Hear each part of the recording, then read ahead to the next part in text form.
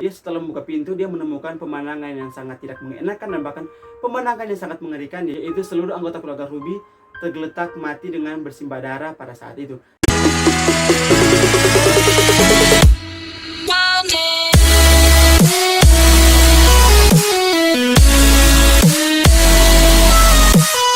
Welcome back to my YouTube channel Enrico Brian.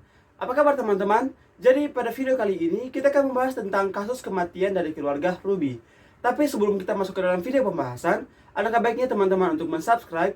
Jangan lupa nyalakan tombol notifikasinya agar supaya ketika aku upload video baru, kalian menjadi orang yang pertama menonton video itu, dan jangan lupa like, komen, dan share sebanyak-banyaknya. Berbicara soal keluarga, pasti yang pertama kali muncul dalam pikiran kita yaitu tentang anak dan orang tua yang hidup di dalamnya. Nah, seperti hidup bahagia, hidup harmonis, saling menjaga, saling menopang, dan bahkan saling mensupport satu sama lain, itu adalah bagian dari kata keluarga. Tapi kalian pernah terbayang nggak? Kayak yang hanya di scores, hanya kayak yang ditegur, seorang anggota keluarga berubah menjadi pembunuh yang sangat sadis dan bahkan tidak tanggung-tanggung membunuh anggota keluarganya sendiri. Nah, jadi hal ini terjadi atau menimpa di keluarga yang tinggal di Duncan, Oklahoma, yaitu keluarga Ruby, yang dimana anak laki-laki mereka membunuh ayah, ibu beserta adiknya sendiri hanya karena dia diskors karena terlalu gila belanja. Nah, jika teman-teman sudah penasaran, mari kita masuk ke dalam video pembahasannya. Nah, jadi kejadian ini terjadi pada Alan Ruby, yaitu seorang anggota keluarga yang tega membunuh atau menghabisi seluruh anggota keluarganya hanya karena dia diskors dan ditegur karena terlalu gila belanja. Kejadian ini terjadi di Duncan, Oklahoma. Jadi keluarga ini adalah keluarga yang cukup sejahtera, keluarga bahagia, dan bahkan jauh dari kata-kata miring. Dan bahkan keluarga ini bisa dikatakan sebagai keluarga yang cukup terpandang. Nah, nama ayahnya yaitu John Ruby, ibunya Joy Ruby, dan adiknya yaitu Catherine Ruby. Nah, jadi si Alan ini adalah seorang mahasiswa baru yang pada saat itu dia berusia 19 tahun dan masuk ke dalam satu universitas, yaitu University of Oklahoma, dan dia mengambil mata kuliah yaitu ilmu politik. Jadi basically si Alan ini adalah anak yang cukup berpendidikan. Nah, oke, jadi ayah dan ibunya si Alan ini ternyata merintis suatu usaha, yaitu usaha The Merlot Review. Itu semacam surat kabar mingguan dan cukup terkenal pada saat itu. Dan ternyata adiknya Alan itu yaitu Catherine Ruby membantu orang tuanya untuk menjalankan bisnis mereka. Nah, kejadian ini terjadi pada 10 Oktober 2014 setelah beberapa pekerja mereka atau beberapa orang menelpon mereka karena mereka sudah masuk kerja, dan siapa menyangka 3 orang yang hilang atau terak masuk kerja itu telah dibunuh oleh anggota keluarganya sendiri hanya karena dia ditegur seperti aku bilang tadi karena terlalu gila belanja. Jadi Alan ini pernah sempat mengatakan bahwa dia adalah shopaholic. Nah, jadi jika teman-teman yang belum tahu shopaholic, aku mau jelasin sedikit. Jadi shopaholic itu adalah seseorang yang terlalu gila belanja dan bahkan sangat gemar belanja yang sudah sangat berlebihan. Dan bahkan dia pernah mengatakan tidak ada terburu-buru yang lebih besar daripada menggesek kartu kredit. Nah, dari sini kita bisa melihat dua perbedaan antara kakak beradik, yaitu Alan dan juga Catherine. Yaitu Alan suka yang hura-hura, tapi Catherine adalah seorang pekerja keras yang ingin membantu orang tua mereka, yaitu dia bekerja di tempat pekerjaannya orang tua mereka. Nah, jadi Alan ini adalah seorang yang cukup menikmati hidup, seperti kayak yang terlalu memanjakan diri, belanja barang-barang mewah, main di kasino, dan bahkan hidupnya itu kayak yang bisa dikatakan sebagai hidup yang sangat glamor. Namun sebenarnya barang-barang atau uang yang digunakan itu adalah uang dari kartu kreditnya orang tua si Alan ini.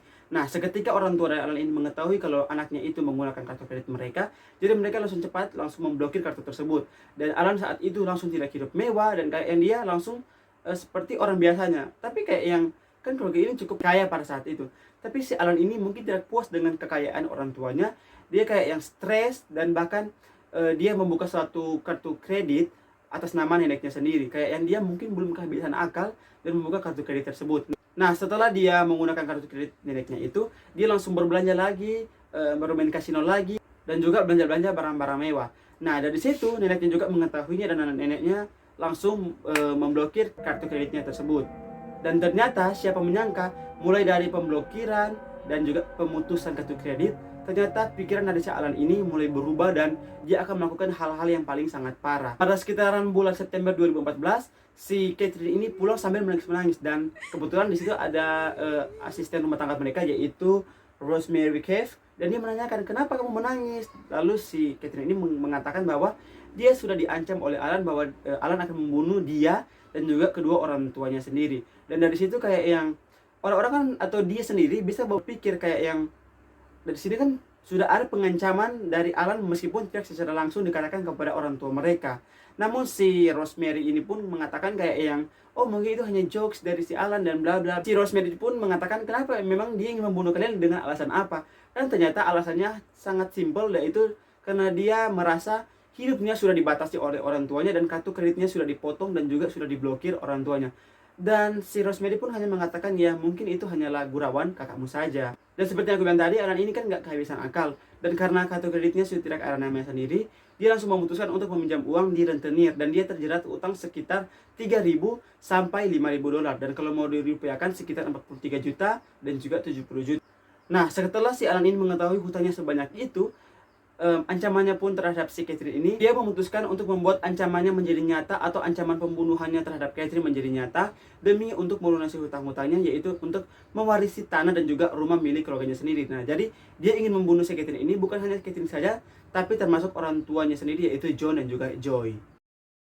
Dan disinilah titik kelamnya. Jadi pada 9 Oktober 2014, si Alan ini langsung menonaktifkan semua kamera pengintai atau kamera CCTV yang ada di rumahnya. Dan bahkan dia mencuri pistol GMM dari ayahnya sendiri. Dan ketika saat itu dia langsung mencari ibunya dan juga adiknya ini yang sedang berada di dalam rumah. Nah, ketika dia mendapati ibunya yang ada di dapur, Alan langsung kayak yang nggak pakai berpikir lama, dia langsung menembak ibunya dan menembaknya itu di bagian jidat sini. Dan of course itu langsung mati. Dan setelah si Catherine ini mendengar ada suara yang ribut dari bawah, Catherine langsung mengecek untuk mengecek suara apa sih itu sebenarnya. Dan setelah Catherine mengecek, dia menemukan ibunya sudah bersimbah darah. Dan tidak lama setelah itu, Alan juga menembak mati Catherine, yaitu persis seperti ibunya, yaitu dia menembaknya di jidat ibunya itu. Dan kayak yang jenazah atau mayat dari ibunya dan juga Catherine ini langsung dibiarkan Alan begitu di dekat dapur mereka. Tapi Alan pun tidak melarikan diri atau tidak kayak yang langsung pergi begitu saja. Dia menunggu ayahnya untuk pulang. Nah, kayak yang ini anak gila banget kan, kayak yang orang tuanya melakukan itu untuk kebaikannya sendiri agar supaya tidak terlalu gemar belanja atau gila belanja yang terlalu berlebihan. Nah, jadi Alan ini menunggu ayahnya untuk pulang, dan setelah ayahnya pulang, tidak menunggu lama dia langsung menembak kepala ayahnya itu sebanyak 2 kali, dan dalam sekejap ayahnya langsung mati. Dan setelah itu dia langsung mengambil pistol itu dan membuangnya di danau yang ada di dekat rumah mereka itu. Nah, setelah kejadian itu langsung kayak yang dia berpikir bahwa orang tuanya sudah meninggal dan adiknya sudah meninggal, ya pasti yang akan dituntut adalah dirinya sendiri. Jadi dia langsung melarikan diri di Dallas. Dan kayak yang orang ini gila banget guys, setelah dia membunuh ayah dan ibunya dan juga adiknya, dia langsung melarikan diri ke Dallas kan. Dan dia langsung menikmati hidupnya seperti kayak yang nggak ada apa ya, kayak yang nggak ada kasus yang dia buat besar seperti itu. Dan dia langsung menikmati hidupnya layaknya orang yang normal pada umumnya.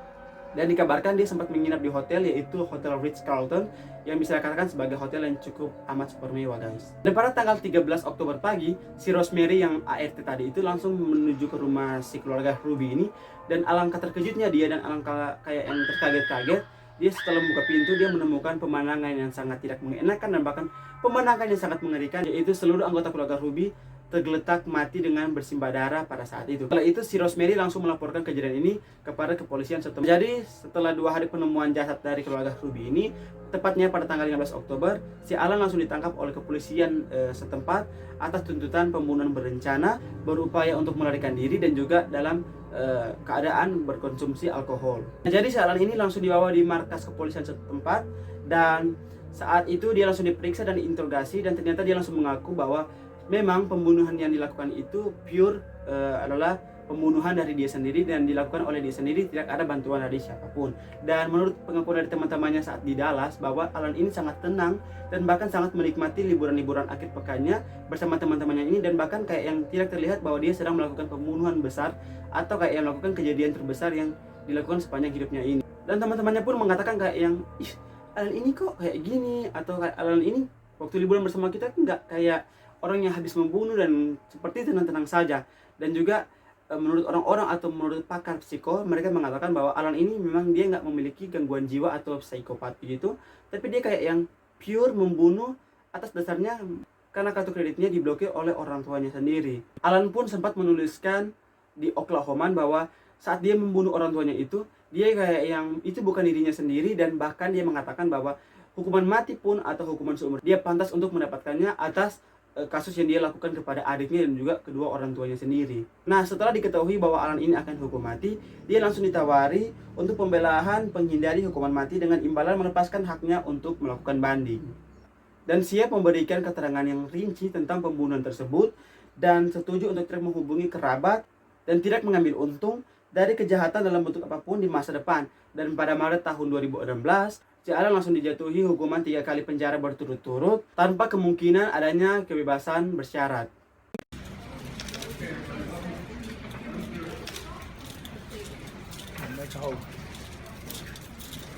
Nah, itulah kasus dari si Alan Ruby yang tega menghabisi seluruh anggota keluarganya hanya karena untuk warisan, hanya karena untuk hutang, hanya karena dia diblokir kreditnya sendiri, dan bahkan dia diskors oleh orang tuanya sendiri. Dan aku mau tahu dari kalian sendiri, bagaimana pendapat kalian terhadap si Alan Ruby ini? Apakah dia memang memiliki kejiwaan yaitu psiko? Tapi kayak yang aku bilang tadi, dia kan nggak memiliki gangguan jiwa seperti psikopat begitu. Tapi apa kalian memiliki teori sendiri ataupun pendapat sendiri? Silahkan komen di bawah ya guys. Oke, kita sudah berada di ujung video. Terima kasih kalian sudah nonton videonya. Jika kalian suka, silahkan di like. Mohon maaf jika salah kata dari saya. Dan untuk kritik dan saran, silahkan komen di bawah. Untuk ide-ide video selanjutnya, silahkan di email di bawah ini. Dan see you the next video guys. Salam perdamaian. Dadah.